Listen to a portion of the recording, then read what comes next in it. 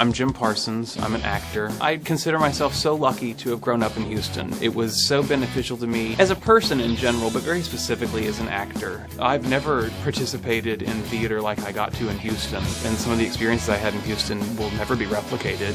It's neat to get to go back and experience some of the more tourist aspects of Houston. The first thing I ever think of when I go back, I have to admit, I like to eat, and I love to go to restaurants in Houston. Houston has one of the most significant museum districts in the country. You have 18 museums just in the museum district alone, and there's literally hundreds of other museums throughout the city. I lived in Houston, and I lived in New York. I saw more horses in New York than I ever saw in Houston. I saw more art in Houston than I ever saw in New York.